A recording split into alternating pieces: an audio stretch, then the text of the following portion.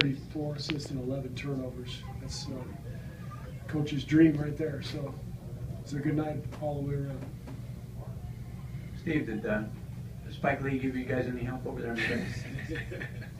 Spike and I had a few conversations that were kind of fun. I've known him since way back when I was playing with the Bulls, I guess, and we were playing the Knicks all the time, and he would chirp away from the sidelines, and he's a great guy, fun to talk to, and it's fun to see him today. Fourth quarter, you came up off the bench a couple times to throw out some instructions. What are you looking for in end of the third quarter, fourth quarter there, and how do you balance that with sportsmanship? I'm looking for the same thing in the third and fourth quarter of a blowout as I'm looking for in the first quarter of a tie game. Execute.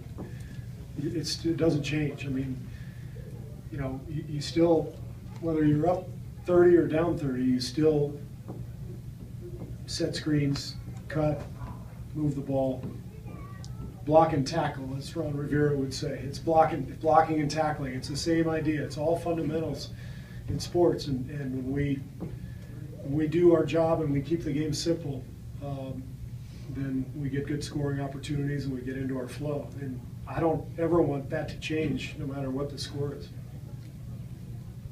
Last night you took some criticism for not playing guys. Was tonight's performance exactly what you wanted to see based on what you did last night? Pretty much, yeah. I don't mind the criticism because, as I said before the game, I felt bad for people who came to watch Steph and Clay and Andre and Bogues and didn't get a chance to see them, but we knew our guys needed a rest, and that has to trump everything else. And I think you could see the bounce in Steph's step for sure. Clay as well. They were both moving really well, and I think the day off did them a lot of good. And it's the best pace we've played with in a while, and I don't think it's any coincidence. At one point in the second, third quarters, you guys made 15 of 17 threes. Is that right? Yeah. Can you remember a display like that? I had no idea that was the number, but yeah, that's remarkable. I've never heard of a team making 15 out of 17. I've heard of a player maybe over a few games getting hot, but for a team to do it, it's pretty impressive. The best thing was that the reason that we made 15 of 17 was because the ball was moving and they were easier shots. I thought we took some hard shots in the first quarter, and we were playing with energy, but we weren't really playing with our brains. And then the second quarter, we started to just make the simple play, move the ball, and that got us going. Justin Holiday obviously had a great game yesterday in Denver, and that confidence carried over. How do you now maintain that confidence for him throughout the rest of the Well, you know, I gave him the first minutes off the bench from the guard unit tonight because of how well he played last night. It's tough because LB has been fantastic. I want to play both of them.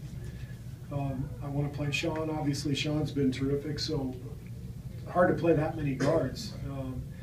So I will probably mix and match with Barbosa and Justin and try to keep them both in rhythm because we'll need them both in the playoffs.